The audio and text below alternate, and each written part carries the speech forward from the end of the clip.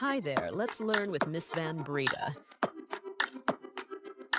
Vandag gaan ons die klank kr doen. Kr. Krap, krab, krap. Kruip, krol, kruip.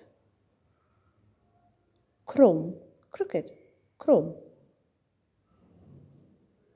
Kreën, moan, kreën. Kreef, lobster, kreef. Kring, circle, kring. Kom ons lees 'n paar sinne. Die krab is klein. Die baba kruip. Oupa het 'n krom rug. Die seun kreun.